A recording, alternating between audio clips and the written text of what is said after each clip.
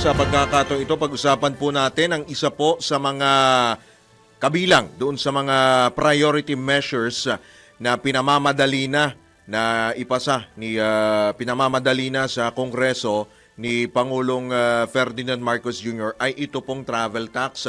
Para po talakayin ang issue po na yan, ang mas malaliman, sa kabilang linya po natin si Parañaque 2nd District Representative Brian Raymond Yamzuan. Congressman Yamzuan, magandang umaga po. Welcome po muli sa DWIZ LU Channel 23. Drew Nasino po at Johnny Bañez. Morning, Kong.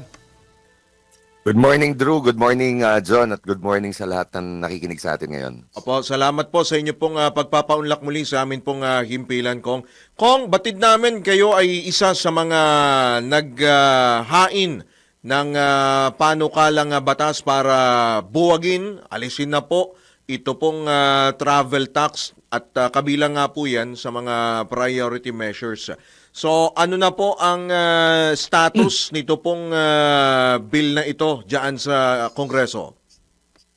Una, ako'y nagpapasalamat sa ating mga kasamahan na ginawa na ring prioridad itong pag-abolish ng travel tax. Ang sitwasyon niya ngayon, John, Drew, sa Monday, magkakaroon na kami ng committee hearing sa committee para pag-usapan na yung pag-abolish ng travel tax. At ang pinakamagandang anunsyo mula sa ating pamahalaan ngayon, ginawa ng priority measure ng ating Pangulo. At gusto niya ma-approve na before June itong abolition ng travel tax. At sinusugan na rin tayo ni Majority Leader Sandro Marcos at nag-file na rin siya ng similar bill abolishing yung travel tax. Kaya ito talaga ay big step dun sa ating hangarin.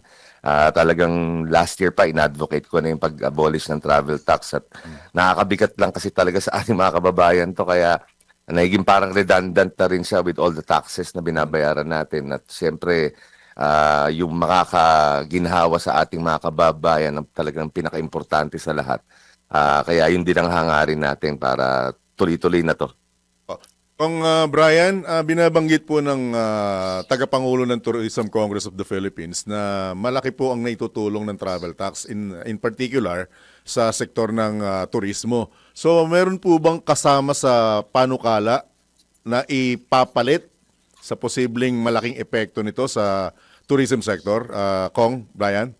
Actually, kung titignan mo yung travel tax natin, napupunta yan sa mga iba't ibang ahensya tulad ng NCCA, yung CHED, TIESA, pero may mga funding sources na rin naman sila sa ating gobyerno. And ako bilang member ng BARC Budget Review Subcommittee ng House at saka Bicameral Conference Committee, nung tinignan namin, nakita na namin na mayroon talagang mga funding sources din.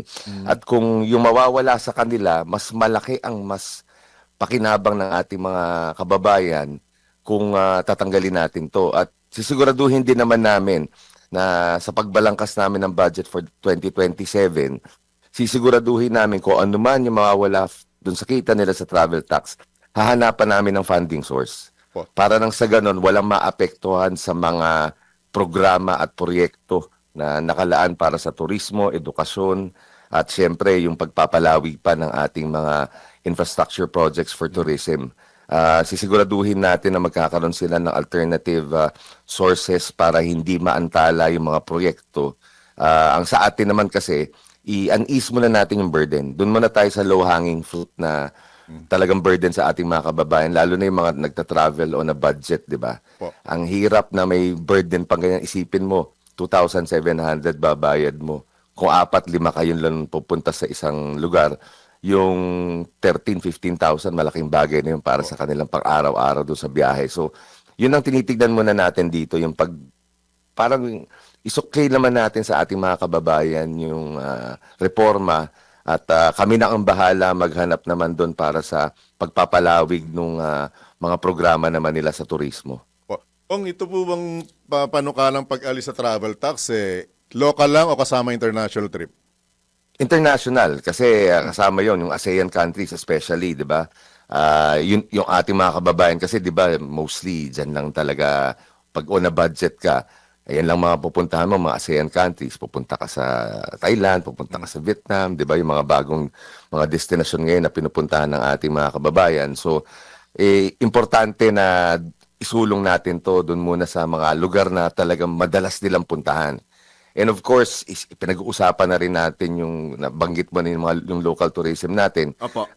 Pinag-uusapan na rin namin yung kung paano namin gagawa ng paraan yung mataas na singil sa mga pasahin sa local trips, 'di ba? Po. Minsan mas mura pang pumunta ng ibang bansa kaysa pumunta sa ating mga Mahal lugar mahal dito sa kasi yung Pilipinas. airfare, Kong.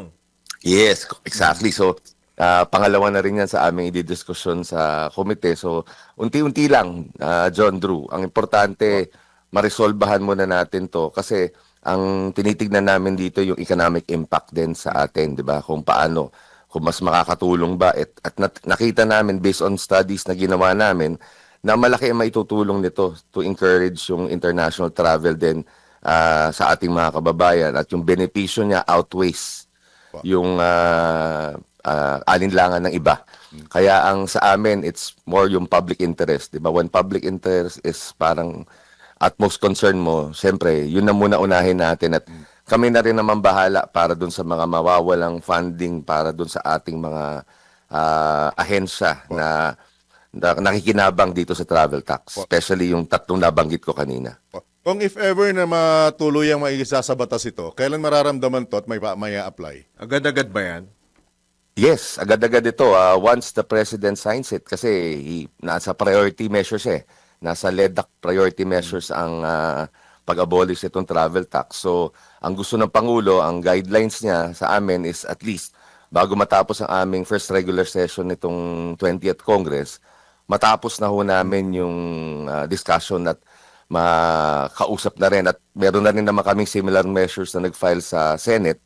Si Senator Alan Peter Cayetano, Senator Erwin Tulfo at Senator Joel naman nag-file na ng similar measures. So, ang sa amin, mas madali pag ganon kasi iano na lang namin, i-jive na lang namin yung mga version ng bawat kongreso para at least magawa na namin na mabilis para after ma-approve sa plenary, mag-bycam na kagad kami para nang sa ganon ma-resolve ang kagad natin.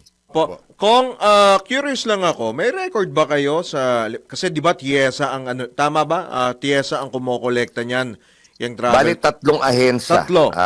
NCCA, yung National Commission on Culture and Arts, ang ating CHED, and ating CHESA. Kung titignan mo, ito, bigyan lang kayo ng example, di ba? Opo. Like for example, dun sa CHED, nakakakuha sila ng 40% allocation in support of yung mga tourism-related educational programs. Kung titignan mo, Drew John, meron na tayong maraming programa on scholarships. Okay. Meron kaming budget on tertiary education subsidy. May tunong-dunong program. 'Di ba? May mga programa na tayo on educational subsidies. Kung titignan mo, parang, okay, tourism-related educational programs, gawa tayo. Kung may scholarship na, yun na rin naman ang kinukuha nung binigyan natin ng Redundant benepisyo. So, nagiging redundant na. So, sa atin, kung makakaisa burden ng tao yun sa ating mga kababayan, why not, di ba? Tapos, yung 10% na pupunta sa NCCA, ina-allocate siya para sa National Endowment Fund, doon sa NEFCA, di ba? So, na nagsusupport doon sa ating mga cultural projects, Philippine Arts. Ang importante doon, kumbaga, kung 10% lang yun, makakakurot na kami dun sa ibang ahensya na ilalagay namin sa ating mga komite, di ba? Pagdating sa balangkasan ng budget. Doon naman yung 50% naman napupunta doon sa CHESA operations, di ba? Ito yung mga development ng historic, cultural, religious heritage sites natin, di ba? Ecotourism sites natin na minsan binibigyan na rin ng funding ng ating mga local LGUs, di ba?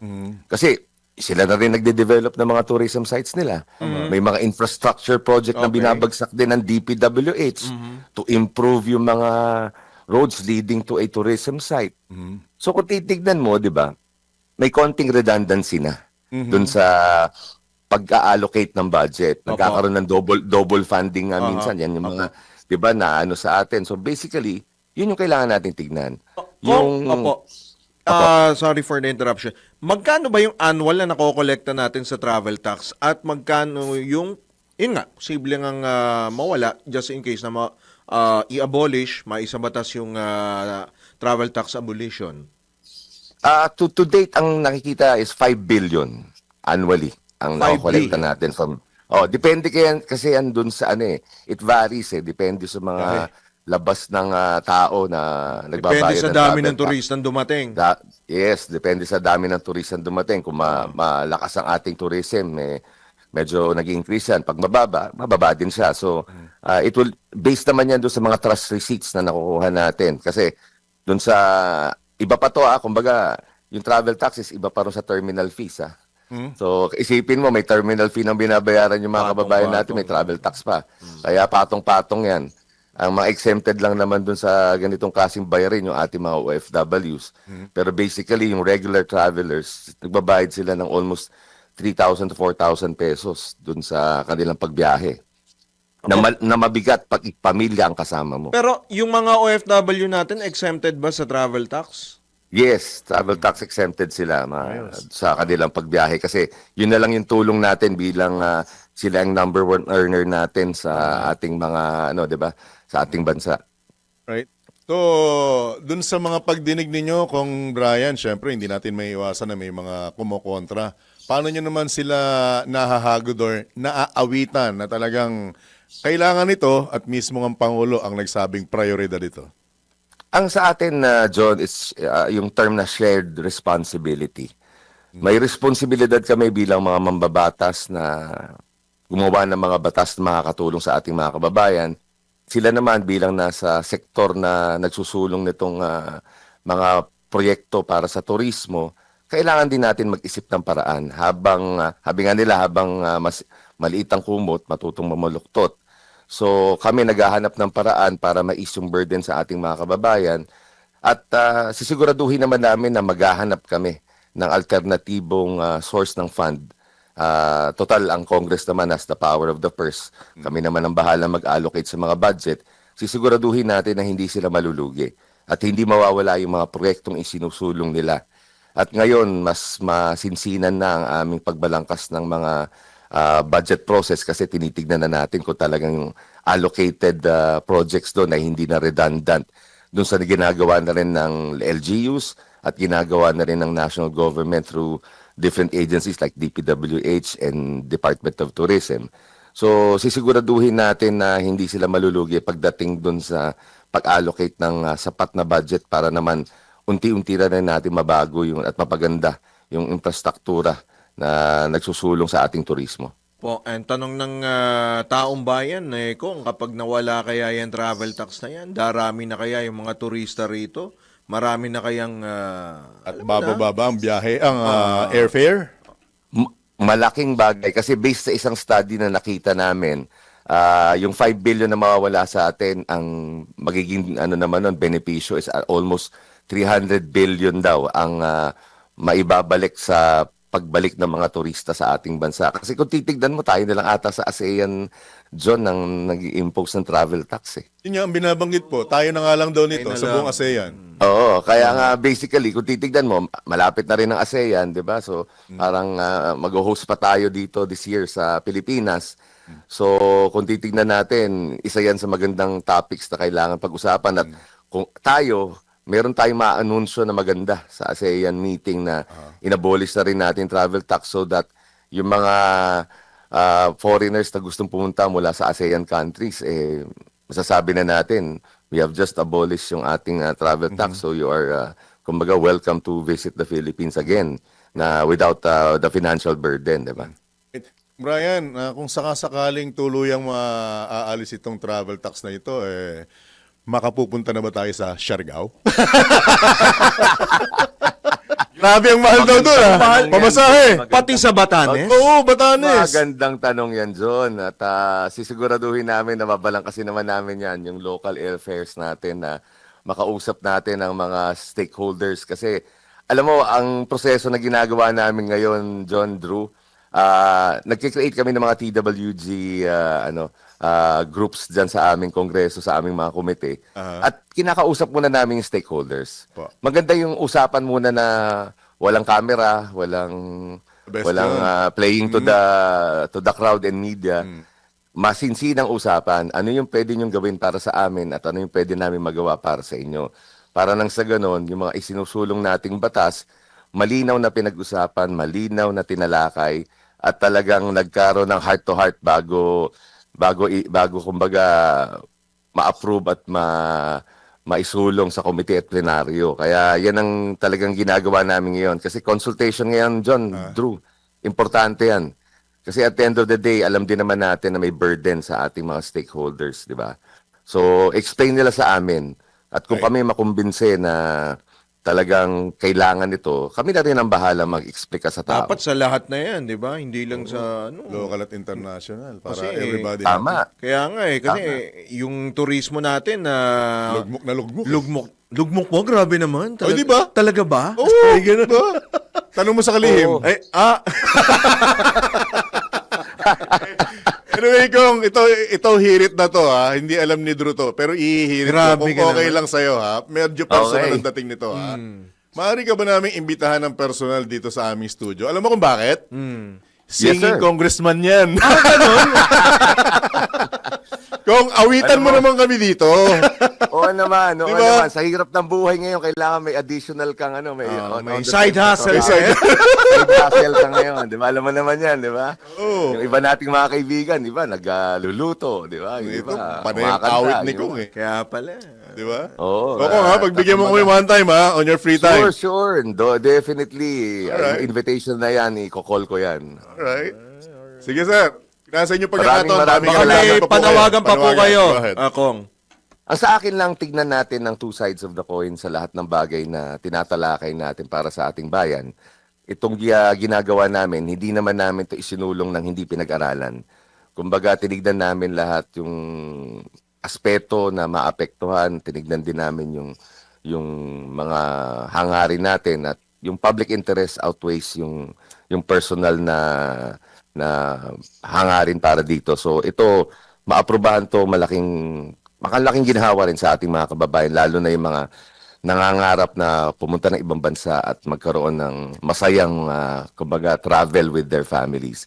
It's the memories that we create ang importante, and this memory, I think, this piece of legislation, napakahalaga para sa ating mga kababayan na talagang magbibigay sa kanila ng mas magaang na biyahe. Kumbaga, magbabalik ng ngiti sa kanilang mga muka. So, maraming salamat, Drew at John, sa Opo. pagkakataon na ma-explica natin itong ating sinusulong na batas. At nagpapasalamat din tayo sa ating Pangulo na ginawa niya ng priority measure to na kinatutuwa rin namin sa mababang kapulungan. So, maraming salamat sa Salamat pagkakataon din po, ito, Kong. Drew. See you soon, Congressman Singer See you Brian Raymond Jamsuan. Ingat, good Yes, luck sir. po, ha? Good luck. Good morning. Maraming salamat po. Morning. Good morning po. Good morning po. Bibidyo tayo. Masarap mag-video sa Siargao. Siargao talaga. Hintayin natin bumaba yung travel to. Hintayin natin. Baka mamaya kasi wala kang Tax. travel tax. Ordinaryo naman yung aeroplanong papagamit Huwag sa atin. naman yun, grabe Hirap. naman. Bukas yung bintana. Ano yun? Air TNBS. Tapos may bigla sasabit, Yossi. Meron na ba nun? Air TNBS? Di ba may Doon ka na rin matutulog. sa aeroplano, lumilipad na motorsiklo, Air TNBS. si Congressman Brian Yamsuan po yan, ang kinatawan mula po sa 2nd distrito ng Parañaque.